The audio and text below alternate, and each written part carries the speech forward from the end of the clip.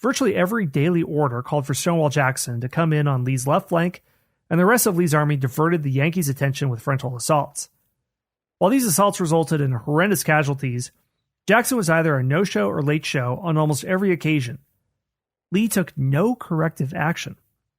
The final battle of the week was Malvern Hill, where a disorganized and disastrous rebel assault against a strong, elevated Union position resulted in such slaughter that D.H. Hill, one of Lee's generals, described it as not war, but murder. By then, Lee had so decimated and disorganized his army that McClellan's subordinates recommended an immediate counterattack to destroy Lee's army or capture Richmond. McClellan, of course, declined and retreated farther downriver. Lee's strategic victory made him an instant hero in the South, which was losing battles on most other fronts. However, he had demonstrated a proclivity for complicated and ambiguous orders, lack of battlefield control, and relentless offensive actions that resulted in irreplaceable casualties for the Confederacy, which was always at a manpower disadvantage compared to the Union. And many people think that the Confederacy could have won if they would have fought a carefully guarded war of attrition, but that's not how Lee fought. While McClellan, who was pouting at Harrison's Landing on the James River, kept requesting more reinforcements, Lee determined that the Army of the Potomac was no threat to Richmond and decided to go on the offensive again. He moved into central and northern Virginia to challenge John Pope's new Army of Virginia. With help from McClellan, who delayed sending reinforcements to Pope and kept 25,000 Union troops away from the battlefield, Lee won perhaps his greatest victory at Second Manassas. With Jackson on the defensive and Longstreet then overwhelming Pope's left flank, Lee suffered only 9,500 casualties to the Union Army's 14,400. With Lee present, Jackson inexplicably failed to leave his position and joined Longstreet's attack. After a minor victory at Chantilly, Lee took unilateral action, approved neither by Davis nor the Confederate Congress or Cabinet, that proved devastating to rebel prospects. He crossed the Potomac and invaded the North in hopes of reaching Pennsylvania. In that campaign, the Antietam Campaign, he hoped to feed his army, gather thousands of recruits, and win a great victory that would dismay the Northern people and convince England and France to recognize a Confederacy. For about 3 weeks, Lee's army lived on non-Virginia soil, but he failed to gain recruits. He was in the western part of Maryland, where pro-slavery sentiment was weak, and those Marylanders interested in joining his army had already done so. More importantly, he squandered what had been a grand opportunity for European recognition. England and France had been poised to recognize the Confederacy until Lee's invasion, but they decided to wait for the outcome of his campaign. That campaign started well for Lee as he took advantage of McClellan's slow response to the discovery of Lee's lost order, which showed troop movements for Lee, and captured more than 11,000 Union soldiers at Harper's Ferry. Instead of declaring the campaign a success after the capture of Harper's Ferry and its garrison, Lee put his pitifully small and exhausted army in a trap at Sharpsburg, Maryland.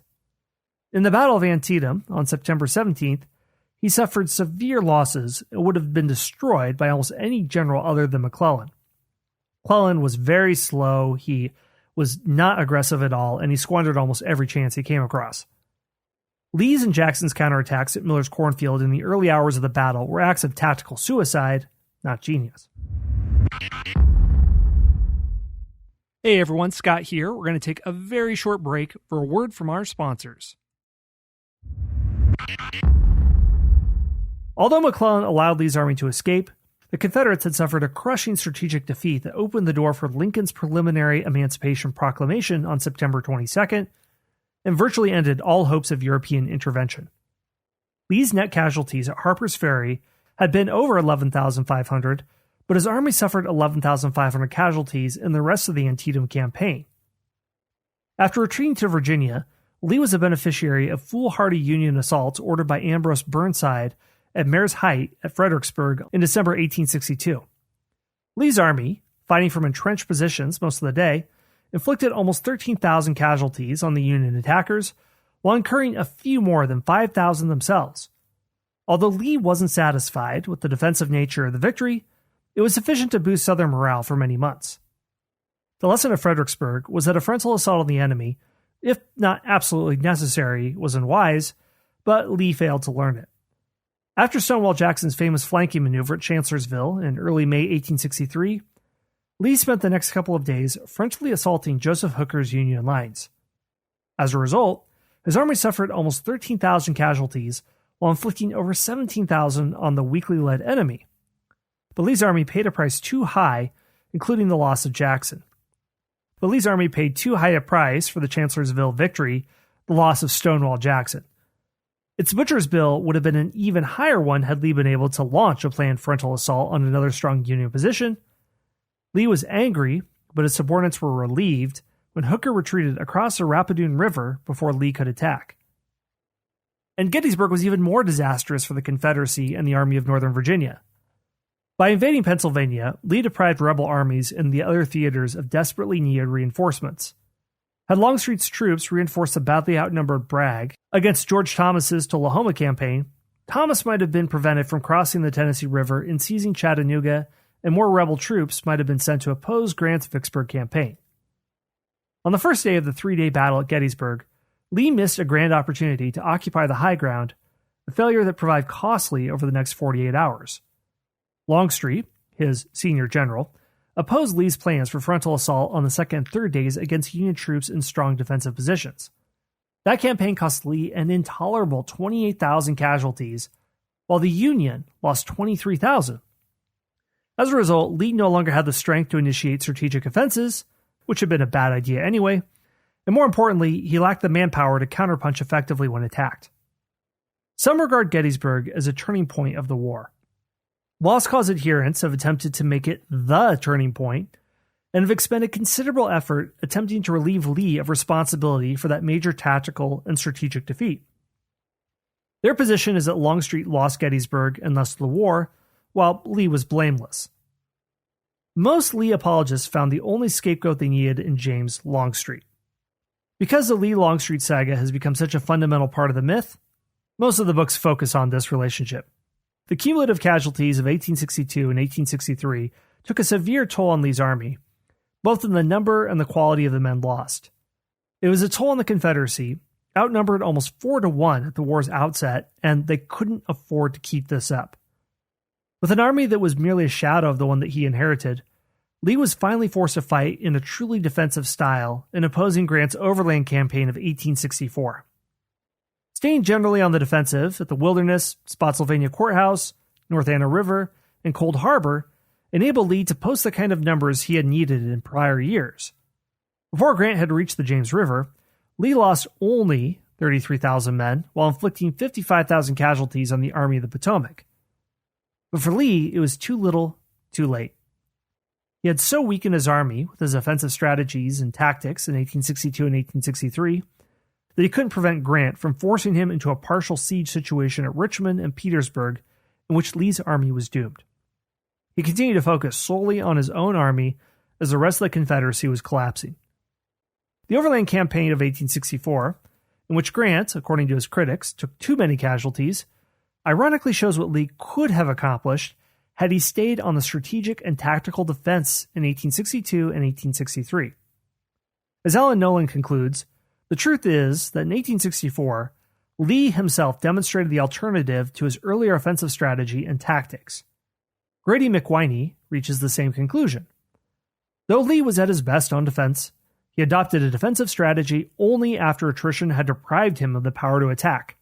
His brilliant defensive campaign against Grant in 1864 made the Union pay in manpower as it had never paid before. But the Confederates adopted defensive tactics too late. Lee started the campaign with too few men, nor could he replace his losses as could Grant. So what they're saying here is, had Lee used a different strategy at the beginning of the war, perhaps the Confederacy could have won. He knew how to fight a defensive war that could inflict more casualties on the Union, and that's all he had to do. The Confederacy had to inflict enough casualties on the Union to dispirit them, much as the colonials had done against the British in the Revolutionary War, but he didn't. So this is an interesting turn where some people think that Confederate generals get worse as the war goes on, where the strategies that needed to be used to win were used later in the war by the Confederacy, but by then it was too late. Now, there are a lot of things that you can criticize about Lee, that he was too aggressive, like I mentioned, that his orders were indirect, that his lieutenants couldn't execute his orders well. I'm just going to focus on one other shortcoming, And I don't want to be too hard on Lee because he was a great general in many ways, but that has been said many other places elsewhere, so I want to try to balance this out a little bit. Let me just mention a bit on his loss of battlefield control.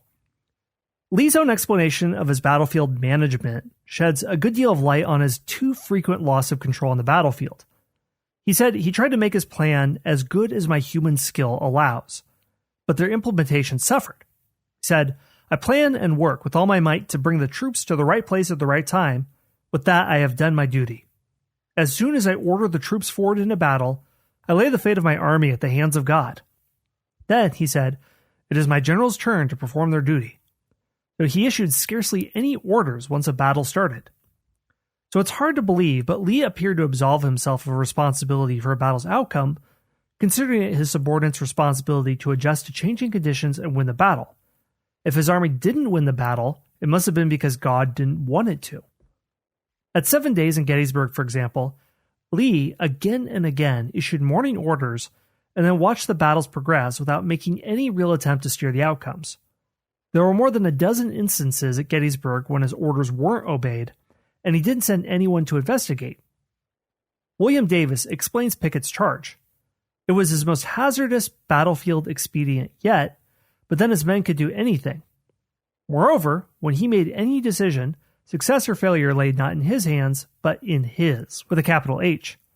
God meant for the assault to succeed, it would. If not, it did not. Lee and his staff sat their horses on Seminary Ridge and watched the mile-wide ranks of 12,000 men go forward, but from that moment he made no effort to coordinate or direct the assault. 30 years later, Confederate General Lafayette McLaws remarked, the Battle of Gettysburg has not yet been analyzed to make the combination of movements comprehensible. The disjointed assaults, which could not under any circumstances have produced favorable results, have not yet been explained. So Lee's failure to take control on many battlefields may have been caused in part by the inadequately small staff he deliberately retained, which is another issue. Now, some will argue that what Lee was doing was giving his generals and others the flexibility they needed to make decisions on the battlefield when circumstances are constantly changing, and if they feel hamstrung by waiting for orders from the central staff, then perhaps soldiers will be so hampered by indecision that they can't move forward. So there are arguments on both sides, but at least the way that Lee executed battle really left soldiers in a lurch, and a lot of times they didn't quite know what to do at a given time. All right, so that is the Confederacy. Now let's look at things from the side of the Union. Specifically, the contention that the Union Army waged total war, and that's how they won.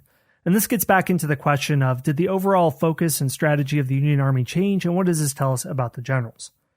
So the contention of some historians that the Civil War was the first modern total war, setting the precedent for the murderous wars of the 20th century, World War I onward, appears to be a different twist of the myth of the lost cause. It implies that the Union prevailed by waging war of unethical scope and severity.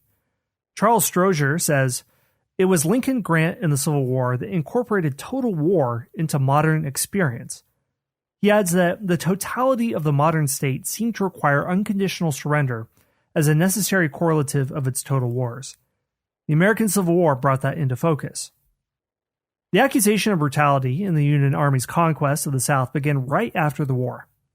In 1866, Puller contrasted the Yankees' behavior with that of Lee's army, which he maintained abided by its commander's order to protect the property that lay in the path of its Gettysburg campaign. No house was entered without authority, no granary was pillaged, no property was taken without payment on the spot, and vast fields of grain were actually protected by Confederate guards, he wrote. In fact, rebels in Pennsylvania foraged extensively and confiscated livestock, transportation vehicles, and thousands of wagon loads of grain and produce, sufficient to constitute a 15, 20, or 50-mile reserve train of wagons. Confederate so-called payments for property were made in essentially worthless Confederate currency, and as many as several hundred black Americans were kidnapped and sent south into slavery. By mid-1863, Bullard continued, Southerners were exasperated by what they had experienced of the enemy's barbarities in their own homes, and some urged a due measure of retaliation by Lee's army in Pennsylvania. It was not advised that homes should be burned or robbed, jewelry stolen, and women raped in Pennsylvania, in exact imitation of the acts of Northern troops in Virginia and Mississippi, but that a devastation of the enemy's country should be inflicted to teach the enemy